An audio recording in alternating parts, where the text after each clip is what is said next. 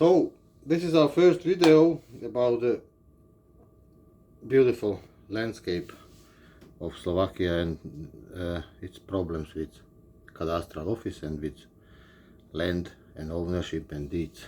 Let me show you what part of the world I'm talking about.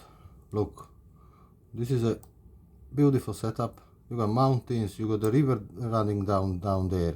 Right, this is a factory built by the communism. This is our house, right?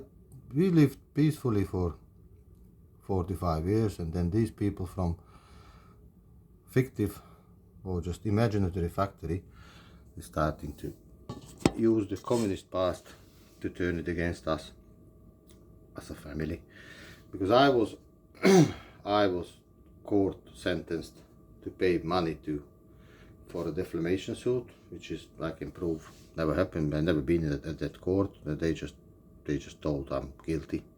Forget it. It's a communism, right? My mom was also found guilty for causing nuisance in the village, where she is a medical professional. She was always helping people out from the medical point of view. Like, you know, in a village you always got some smart women who know a lot about health, and she was helping old people. Even today she is very popular in the village from the health point and from the friendship. So these new people who are moved next to us, they just starting to grabbing our land, and the cadastral office and the geodesy of Slovakian Republic, they and the Slovak national government, they just turned a blind eye to it so far, right? Because this is like a inheritance from the communism. That's, I call it like a big bang after 1948, and between 1948 and 1989. So I call it a big bang, or like in the Fifth Element said Lilu, the bada boom. So the little bit of the history, I'll give you the, because I started to do these videos also in English to be able to present them to the people who are interested in these disputes and in these cases where the government overreached or government businesses overreached their law or rights.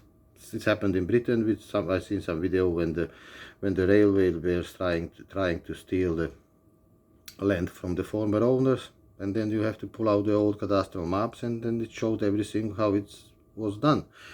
And it's same in Slovakia, because Slovakia was born basically in 1918, 1919, 1920. No one really know when was it, because it was a little bit of hectic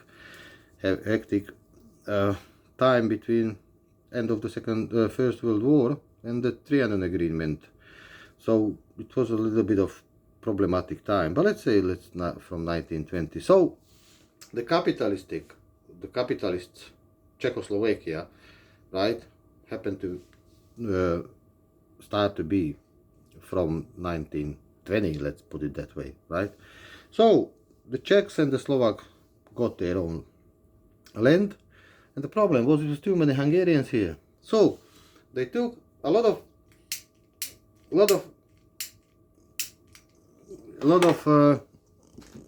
people from Czech Republic around the mining towns like Klatovy or Vítkovice, and they tried to mix up the population. They tried to put a lot of Slovaks and Czech Republic citizens to fill the gap and somehow just assimilate these people. It wasn't really successful, because in that time between 1980 and 1938, the Slovak government did a lot of like land ownership changes, right? But then the problem was the Second World started.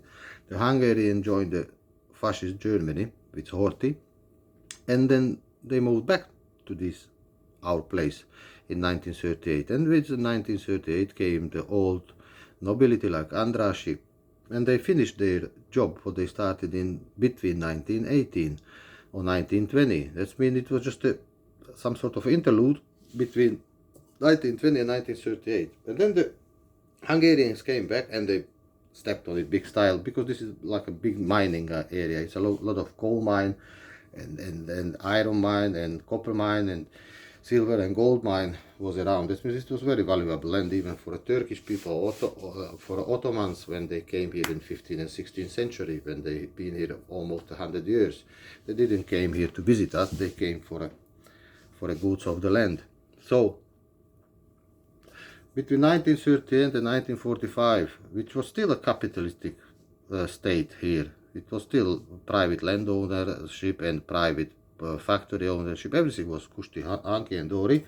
But the problem was the Hungarians came and they gave land back to people by the inheritances and by some agreements to Hungarians who were pulling their sides. Right? But the problem is when the Slovaks got back and Czechs got back their land in 1945, they deleted all this agreement between 1938 and 1945. Even our county town, Roznava, was forced to move to Dobšina, out of the region, because the Hungarians took over with their government this previous land of Hungary, or Austrian-Hungarian monarchy. So, after 1945, all the mining companies based in Hungary, they carry on working here up till 1948, when the communists took over by the putsch, or how do you call it, some sort of they throw the all capitalists in the prison and it says it's now the communist country and we follow the Russia. Fair play, choice of people, right? But then they started to make some changes in the cadastral map, in the land ownership and stuff like that, and it got to 1989 when all the East Europe collapsed, right? And our first Jewish president said everything around the land go back to 1948. That means all the cadastral office, all the geodesy and the cartographic office of Slovakian Republic and everyone went back to 1948. But over the period of time, these offices started to pull out the agreements which were legally deleted.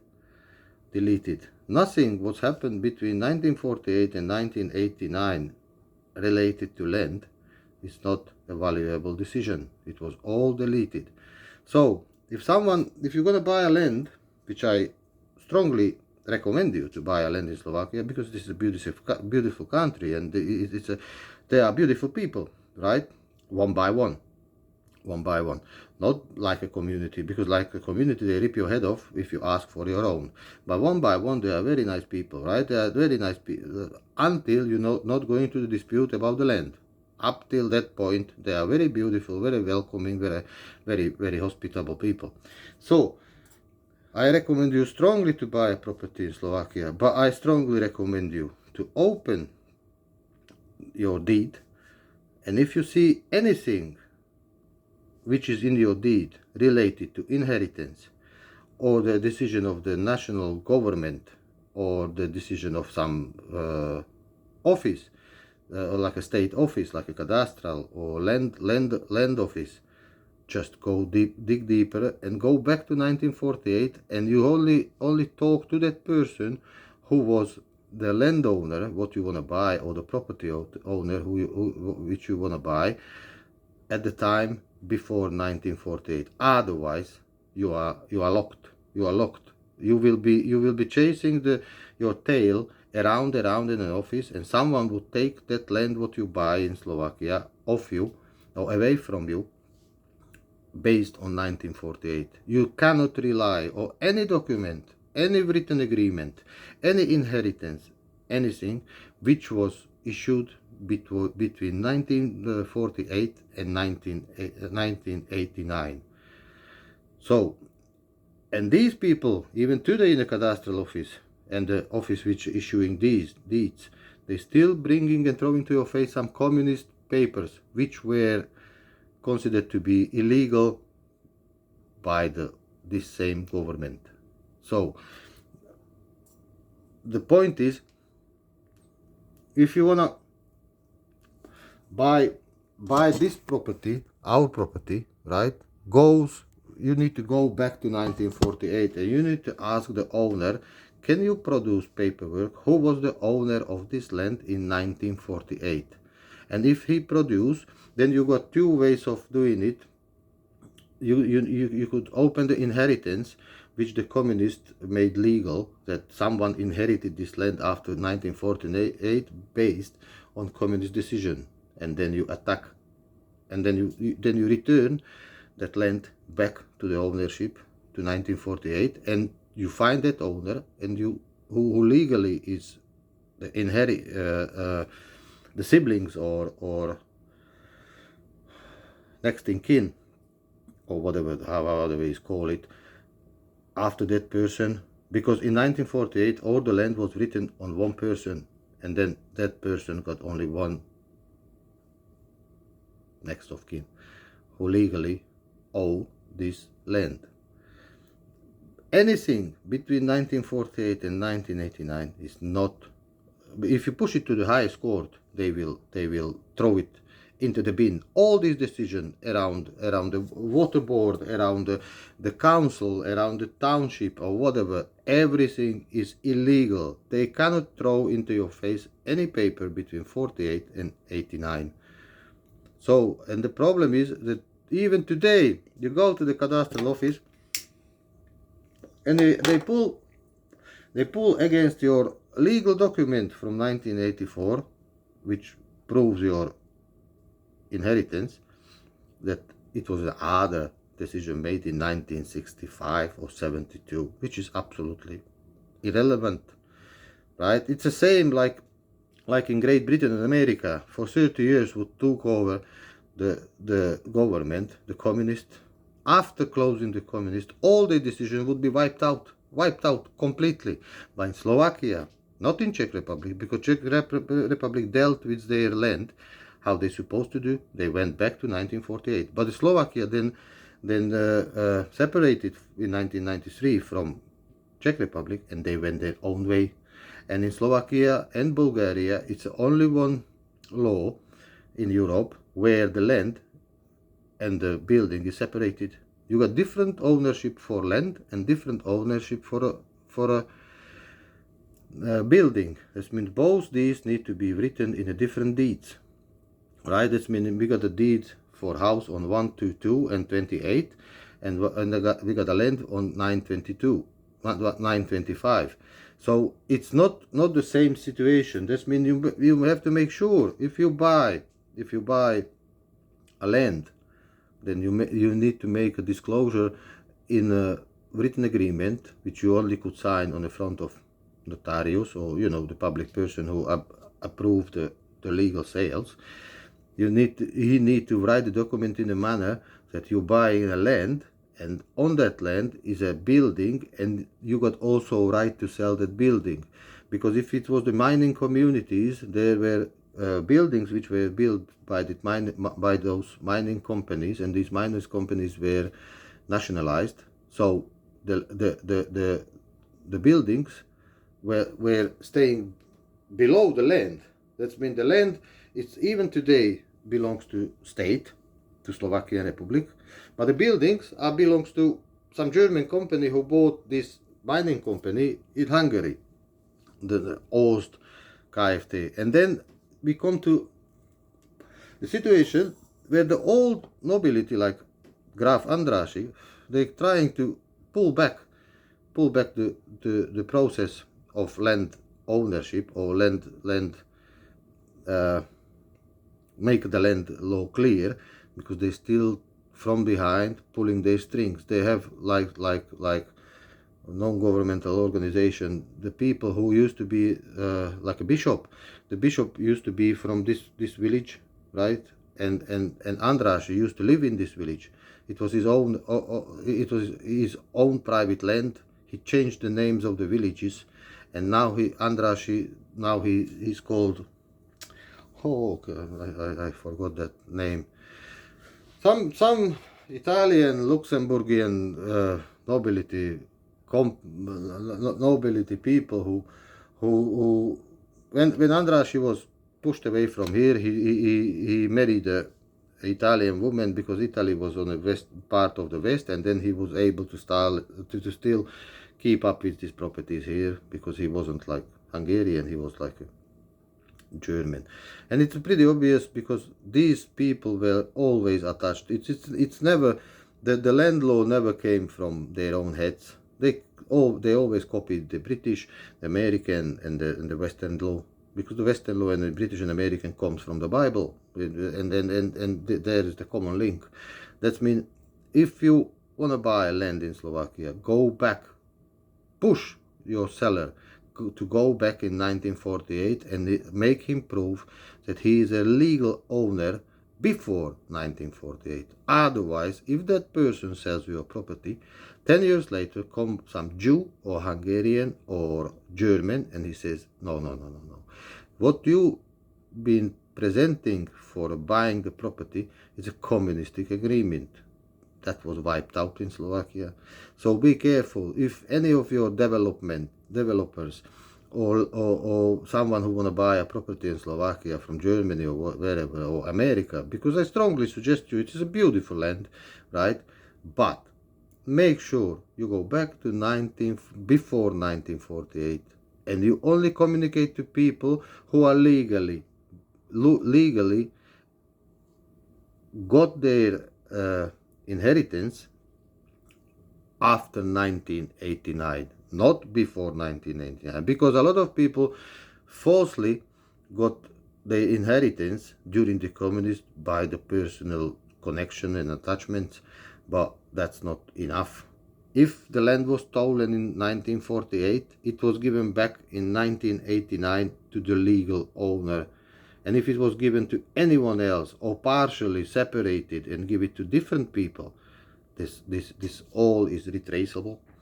So I will make an example on villages like Cucma and Nadabula and Krasnahorka and Andraši, which calls now Pacha. I will explain you what the bishop did, and I explain you what the town people, the deputies, what they agreed on, and it's all false. All false. I'll show you that the communism at some level in Slovakia never stopped. They still feeding people with communist documents, and you could tell this, that ever since I started to do my videos, I got about 100 videos on the YouTube under the Rad Nasir Hill. I'll make a link to it, right? But you can see and on Facebook on Rado Magyar, but you can see this comes up in a working day, that you can't reach the cadastral office public domain because they all the time working. I make a video, they close. I make a video, they close, because they know that I'm right. Whatever I tell in here, I could prove by the legal document. I'm not making things up. But I want to tell everyone who does videos about the politics, just milking it and making some free likes and free subscriptions, you people doesn't change anything. You can talk about the American Senate. The politics starts with a single person. If the single person don't care about who providing his water, for what price, and on what land, and whose land, and what's around him in his neighborhood, you can't go to the capital, because you don't know what's around you. Firstly, you sort out your own area, and everyone, if he sort his own area around him, then it will be clear. Then these people in capital will have no other option, just follow the rules which come from the single citizen. But if you start your changes up there in Washington DC, you could forget it. It's not gonna happen. You need to start your changes in your private land. But if you all live in some block of flats on the 55th floor in New York, then you got no idea what you're talking about. You got no land, you got no rights. You are just a peasant. You turn back to peasant. But we all people came from somewhere, from the farming land. Doesn't matter how long it was, but all this farmers' land was somehow taken over by the government. And this what they're doing. Even in Russia, the war started after lifting up the moratorium on the land, and when Zelensky started to sell out the land on 2019 to BlackRock and all these companies, That's when the Jewish people in Russia who owned that land in Ukraine says, wait a minute, Crimea was always Jewish, and these parts of the land was always Jewish. You could sell, Zelensky, your own Ukrainian land, but don't sell the old Russian land. And that was the problem of the dispute. It wasn't really a big problem. It's not a big problem when they demolish Moscow. They could build new Moscow if they got land and they could feed their people. They can't build Moscow, right, just of the income of Moscow, because it's not possible. You need food for people in a town, and it's come from the farming agrar land, not from cities and towns. The shops are in cities, but the food come from the villages, and that's why Putin doesn't care if you're going to bomb Moscow. He says Moscow is not important, historically maybe, right? But the land, and we already seized the land. They already seized the land, maybe 4 times of the size of Slovakia, and they're never going to move from there, because they got right to be their land by deeds. And this kind of unwise dealing with the land will bring the war to Slovakia. They will bring it to you, because people will see the government is weak. They had 35 years to make the situation clear and divide the land, how it was in 1948, but they're waiting for someone to come and grab that land back. And the Jewish people are already taking back their funeral places and cemeteries and stuff like that. And they already took back their farming land and their old land before 1948. It's coming. It's a lot of Ukrainian Jews in our area who came back, because you need to remember that Slovakia started, Czechoslovak Republic, the first republic started all the way to Mukachevo and to Uch. It was already the part of the Ukraine was a part of Slovakia, and they pulled more people from there to here. That's when it's interconnected land. That's when the ownership never ended. So I'm telling you, if you don't clear your own property, and in our land, which I showed you, our house, the cadastral office says everything is absolutely perfect. Our property growed about 400 meters for no reason. We got no legal documents to that property, and the cadastral office says everything is absolutely fantastic and fine, and everything around the next house and nothing is fine. Nothing is fine, because nothing is related to that situation what was in 1948. And when you ask them and push them, you need to take them to court, what we did, and now they are in big trouble. They're closing down all the website about their information. That you can't reach the information because they don't want you to know what they changing, right? That's what I'm saying. And there you got all the problems in the sat-navs and the tom-toms, and because no one knows where the house numbers are really placed, where the land numbers are really supposed to be. So this is for a start video. Listen, I don't really ask my community for subscribing or sharing, but I would say this video is made for English speaking people, because a lot of you just copycat. You're just talking for sake of talking, just being important around the politics. Politics doesn't start in Washington. Politics starts in your own home. That means first of you need to learn how to protect your own rights at home, and then you could protect the capital, not other way around. If you let the policeman walk into your house and act like a prick, then you're not going to stop these things in capital. You could only stop it in your own land. That means if you make sense this video to you people, English speaking people, mostly in Britain and America, make sure that you're gonna help me grow. So have a nice Monday afternoon, or whatever is it in your time zone.